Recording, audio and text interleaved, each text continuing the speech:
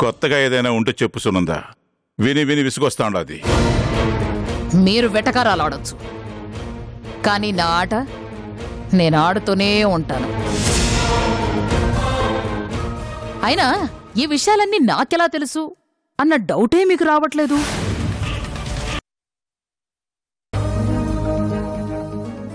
ఏంటి మామయ్య కంగారు పడొద్దంటున్నారు? సూర్య అన్న ఎక్కడికి వెళ్ళాడు? ఏం లేదమ్మా, మీ నాయన నువ్వు బయలుదేరినవని ఫోన్ చేసి చెప్పినాడు. నువ్వెంతసేపటికి రాకపోయేసరికి సూర్యని ఎదురెళ్ళమని పంపినాను, అంతే. ఏంటి మామయ్య మీరు కూడా ఎందుకు కంగారుగా ఉన్నారు? అబ్బే అదేం లేదమ్మా. అయినా నువ్వు పెళ్లి కూతురువా డిటెక్టివా? లేనిపోయిన ఆలోచనలే పెట్టుకోకు. పైన వయసు నీ కోసం ఎదురు చూస్తూ ఉండదు, అక్కడికి వెళ్ళు. అలాగే.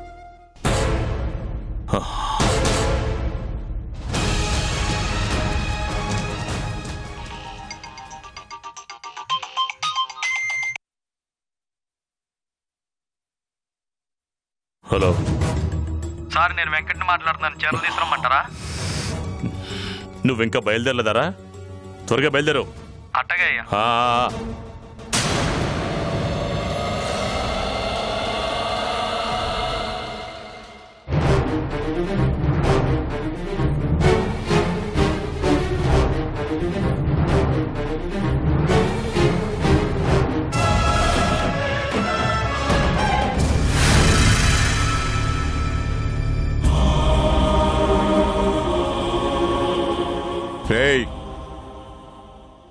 అయ్యా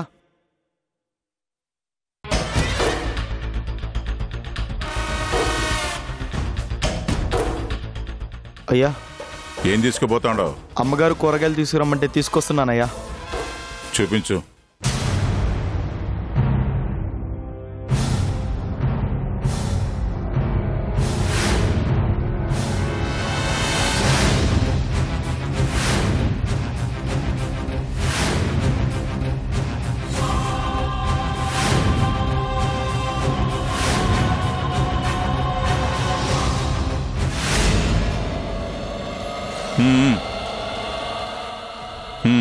అలాగే అయ్యా.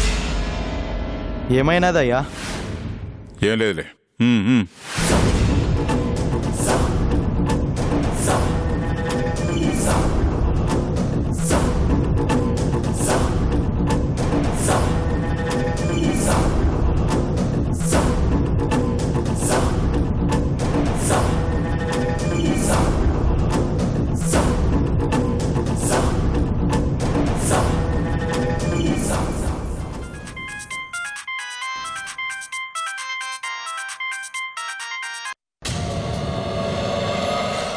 అమ్మా, మీరు చెప్పినట్టే పెద్దిరెడ్డి అందరినీ అనుమానిస్తున్నాడమ్మా.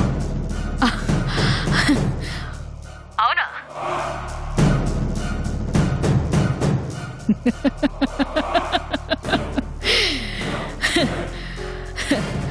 అభిమానం, ఆప్యాయత, అనుబంధం అని విర్రవీగుతున్న ఆ ఇంటిని అవమానంతో కొల్లగొడతాను. పెళ్లికి విస్తరి వేయాల్సిన ఆ ఇంటిని కుక్కలు చింపిన విస్తరి చేస్తాను.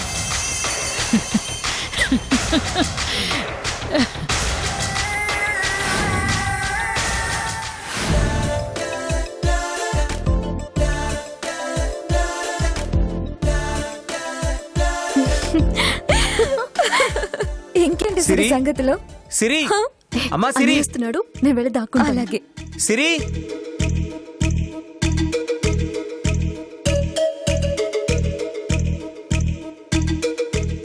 సిరి, వైషు, సిరి ఎక్కడా? సిరినా?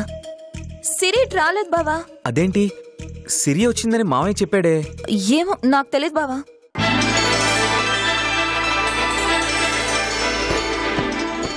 ఎవరు ఎవరో చెప్పుకో చూద్దాం. సిరి, సిరి నీకేం కాలేదుగా? నాకేమవుతుందన్నయ్య? ఏం లేదమ్మా, నువ్వెంతసేపటికి రాకపోయేసరికి నీకేమైనా జరిగిందేమోనని కంగారు పడ్డాను. మీరందరుండగా నాకేమవుతుందన్నయ్య?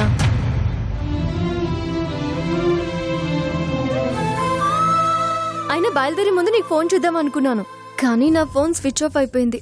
నేను సంజిత్తో ఫోన్లో మాట్లాడుతున్నానని నానమ్మ నా చార్జర్ తీసుకుని ఎక్కడో పడేసింది.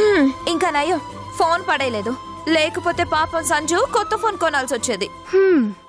వదిన కొంచెం ఎక్కువ చేస్తుంది కదన్నయ్య. అమ్మా ఏం కాదు, కాబోయే మొగుడు అంటే అన్నీ చూసుకోవాలి, మా బావలాగా. ఓ అన్నయ్య, ఇంకా కాసేపట్లో చీరలమ్మే అబ్బాయి రాబోతున్నాడు. అందుకే వదిన నీకు బిస్కెట్లు నేను అమ్మా సిరి వైషు చీర చూతురుగానండి. వచ్చేసాడు. పదన్నయ్య. నేను ఫ్రెష్ వస్తానన్నా. సరే నువ్వు రా వదిన.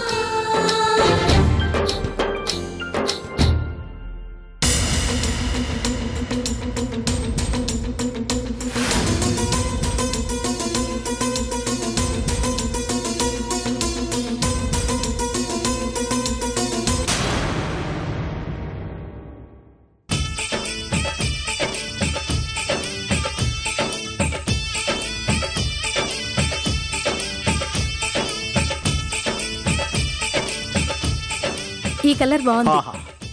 ఈ ఆడవాళ్లు షాపుకి వెళ్తేనే సాయంత్రం దాకా చూసి ఒక్క చీర కొంటారు.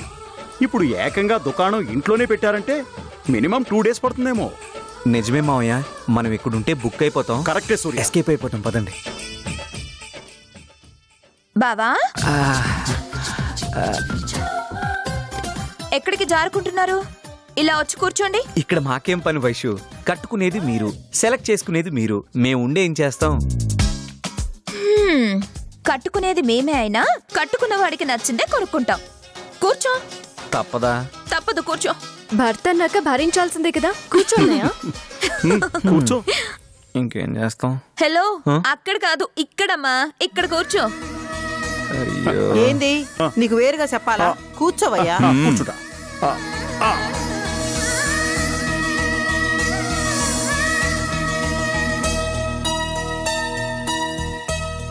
ధర ఎక్కువైనా పర్లా, మంచి సీరలు చూపెట్టు. సరే అమ్మా.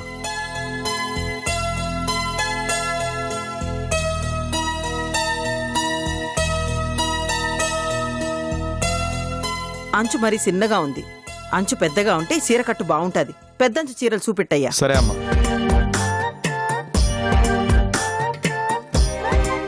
అత్త పిన్ని, ఇది చూడు పెద్దంచు. అక్క నీకు రంగు చాలా బాగుంటది. ఏం భవానీ, ఏం నచ్చలేదా నీకు? వీళ్ళకి ఇవే కావు మావయ్య, కర్నూలులోని అన్ని షాపుల్లో ఉన్న బట్టలు తీసుకొచ్చి చూపించినా నచ్చవు. నచ్చమని ఎవరు చెప్పారు? ఏది తీసుకోవాలో అర్థం కాక ఆలోచిస్తున్నాం అంతే. మీరు ఆలోచిస్తూ కూర్చుంటే అతను నీరసం వచ్చి పడిపోయేలా ఉన్నాడు.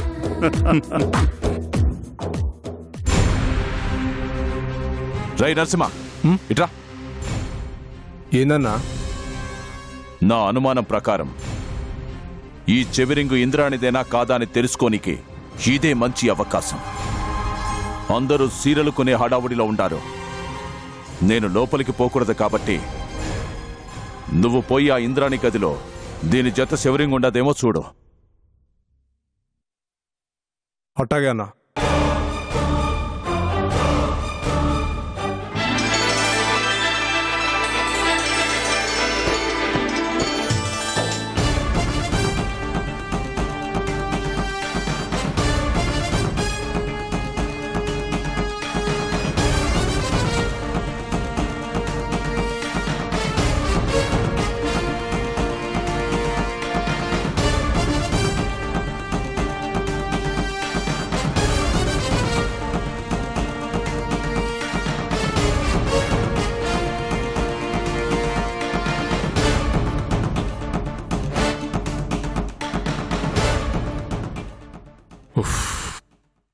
అబ్బాబాబా, ఏదో ఒకటి తొందరగా తీసుకోండమ్మా.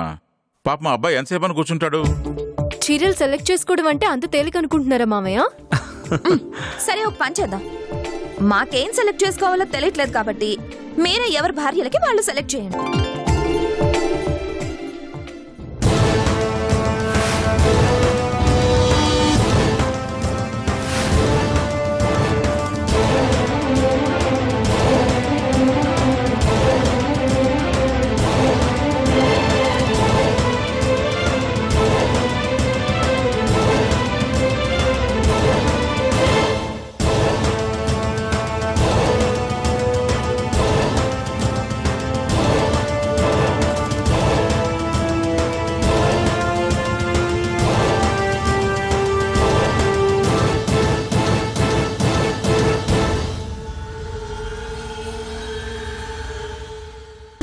నాన్న ఫస్ట్ మీరే. అయితే తప్పదంటావు. భవానీ, నీకు అద్భుతమైన శారీ సెలెక్ట్ చేస్తాను చూడు. అలాగేనండి. ఇదిగో, నువ్వు మంచి దొండపండు రంగులా ఉంటావు కాబట్టి ఆ కుంకుమ రంగు చీర తీసుకో, చాలా బాగుంటుంది నీకు.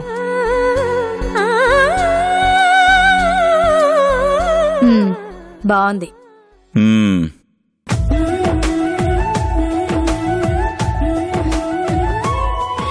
బాబాయ్ ఇప్పుడు నీ వంతు. మీ పిన్ని గుమ్మడి పండులా ఉంటుంది కాబట్టి ఇదిగో మీ పిన్నికి ఈ రంగు శారీ అయితే చాలా బాగుంటుంది.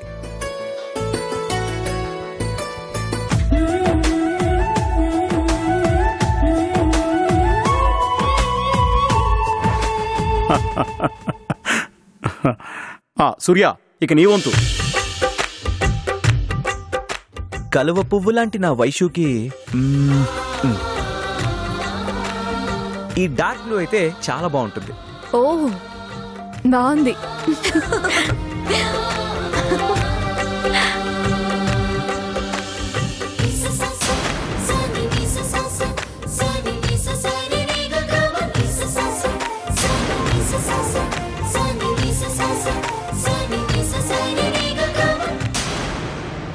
సిరి, నీకు ఈసారి బాగుంటుంది. సిరి, నీకది నచ్చినాదా? అయితే నేను కొనిస్తానులే. ఎందుకత్తా? నా మనసుకి కొనాలనిపిస్తా ఉంటది. పైగా నువ్వు పెళ్లి కూతురివి, కాదనకూడదు. నువ్వు సీరియల్ చూస్తా ఉండు, నీ ఇప్పుడే వస్తా.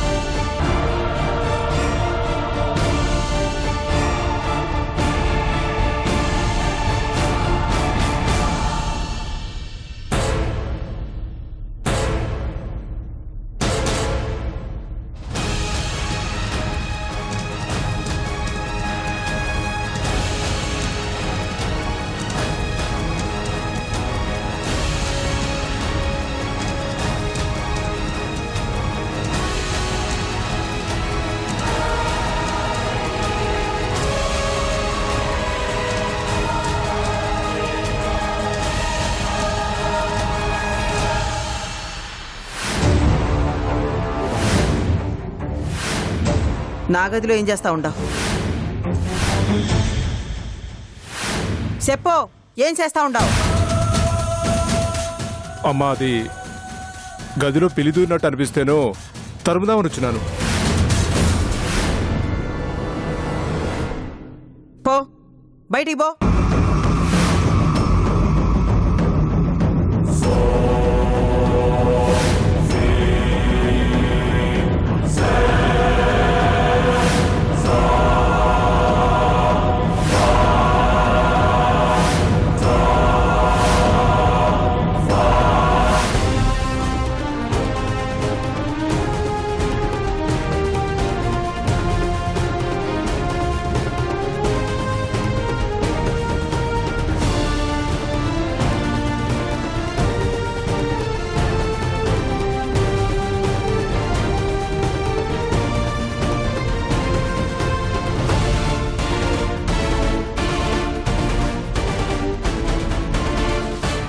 దొరికినదా? లేదన్నా, సమయానికి అమ్మగారు వచ్చినారు. తెలివైంది కదా, జాగ్రత్త పడుతున్నట్టుగా ఉండాది. అయినా నా నుంచి తప్పించుకోలేదు.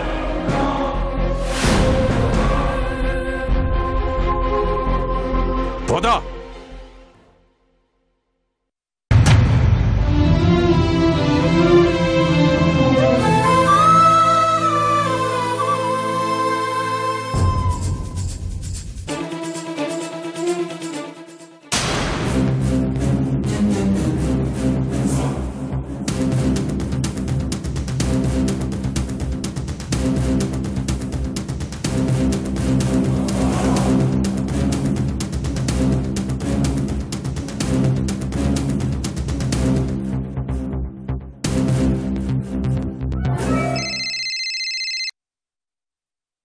చెప్పమ్మమ్మ. ఎట్టా ఉండావురా? బానే ఉన్నాను. పెండ్లి పనులు బాగా జరుగుతా ఉండాయా? జరుగుతున్నాయి. నువ్వు వాళ్ళతో కలిసి తోరణాలు కట్టుడు, ముగ్గులు పెట్టుడు, పసుపులు దంచుడు చేస్తా ఉండావా? అమ్మమ్మ. లేకపోతే ఏందిరా? నువ్వు వాడికి ఎందుకు పోయినావో నీకు అసలు గుర్తుండాదా? మారిపోయినట్టు ఆళ్ళకాడ నటిస్తుండావా, లేక నా వైపు ఉన్నట్టు నా కాడ నటిస్తుండావా? ఏమైంది నీకు వింతగా మాట్లాడుతున్నావు? మతిపోతుందిరా. పెండ్లి పనులు జరుగుతున్న కొద్దీ, పెండ్లి దగ్గర పడే కొద్దీ యాడ ఆ పెళ్లి జరుగుతాదో అని, యాడ నేను ఓడిపోతానోనని గుండె దడదడా దడదడా కొట్టుకుంటోందిరా. నువ్వేమో ఆడ నిమ్మక నీరెత్తినట్టు కూర్చుండావు. నీకు అలాగే అనిపిస్తుంది. మనసులో లేని ప్రేమను నటిస్తూ ఉన్న కోపాన్ని అణుచుకొని పెదాల మీదకి చిరునవ్వు తెచ్చుకొని తిరగడం ఎంత కష్టమో నీకేం తెలుసు? ఆ ఇంటికి పోయి ఇన్ని దినాలైనా నువ్వు నటించనీకే ఇంత కష్టపడతా ఉంటే అనుకున్నది ఎప్పుడు చేస్తావురా? నీకంటే ఆ పనోడేనయ్యురా. చెప్పింది చెప్పినట్టు చేస్తా ఉండాడు. నువ్వు నన్ను అనుమానిస్తున్నావు. ఈ పౌరుషం ఏదో నువ్వు చేసే పనిలో చూపించు. మన కాడ సమయం ఎక్కువ లేదురా. కాబట్టి నువ్వు ఎంత తొందరగా ఇంద్రమ్మ మనసులో విషం నింపగలిగితే అంత మంచిది. ఆ అవకాశం కోసం చూస్తున్నాను. అవకాశం కోసం చూడడం కాదు, మనమే అవకాశాన్ని కల్పించుకోవాలా. నువ్విట్ట కాలయాపన చేస్తా కూర్చుంటే కళ్యాణ గడియలు ముంచుకొచ్చేస్తాయి. సిరిమెడలో గనక పసుపు తాడు పడినాదంటే ఈ చామండి శరీరం ఉరితాడుకు వేలాడుతుంది. అది మనసులో పెట్టుకొని ముందు మీ అమ్మని ఎలా మార్చాలో అది ఆలోచించు.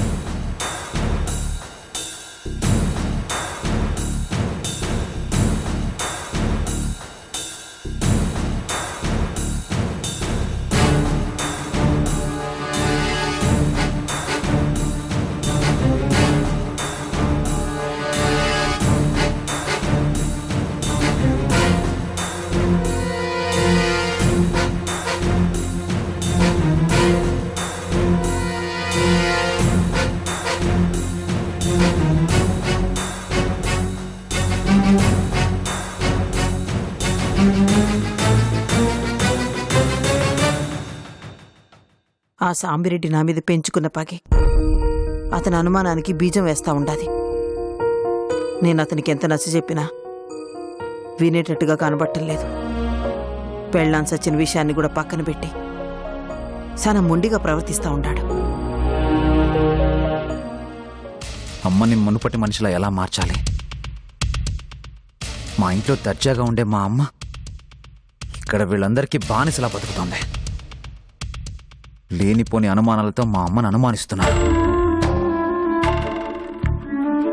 నా మీద అనుమానంతో సాంబిరెడ్డి లోపలికి రాలేక అనుచరుణ్ణి గదిలోకి పంపించినట్టున్నాడు. ఆ దుద్దు నాదేనని బలంగా నమ్ముతున్నట్టున్నాడు. చెయ్యిని తప్పుకు అనవసరంగా భయపడాల్సి వస్తా ఉండాది.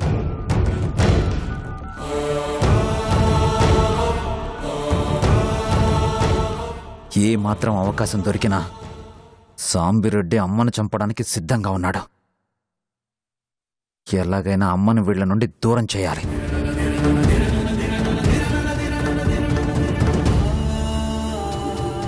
అసలు ఆ సాంబిరెడ్డి పెళ్ళాం చేతిలోకి నా చెవితుది ఎట్టా వచ్చుంటుంది? ఎవరో కావాలని నన్ను ఇరికిస్తా ఉండాలి. ఈ కుటుంబంతో నేను కలవడం ఇష్టం లేని వాళ్ళు నన్ను వీళ్ళకి దూరం చేయాలని ఆలోచిస్తూ ఉండారు. ఖచ్చితంగా ఈ పని ఆ బద్రిగాడిదే అయి ఉంటుంది.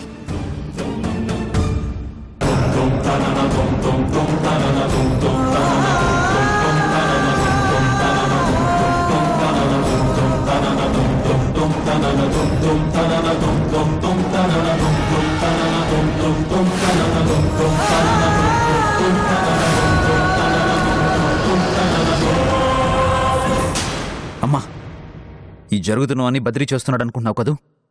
మరింకెవరు? పెద్దిరెడ్డి పెదనాన్న.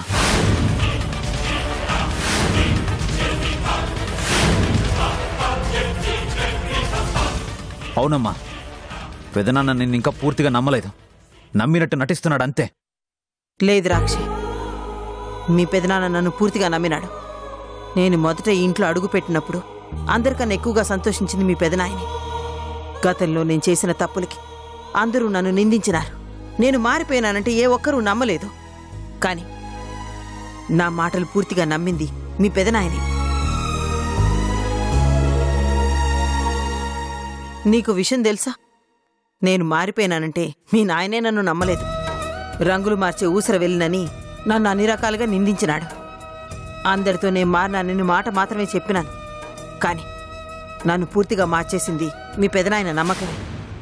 అలా అనుకుని నువ్వు భ్రమపడుతున్నావమ్మా. కానీ ఇదంతా పెదనాన్న ఆడుతున్న చదరంగం.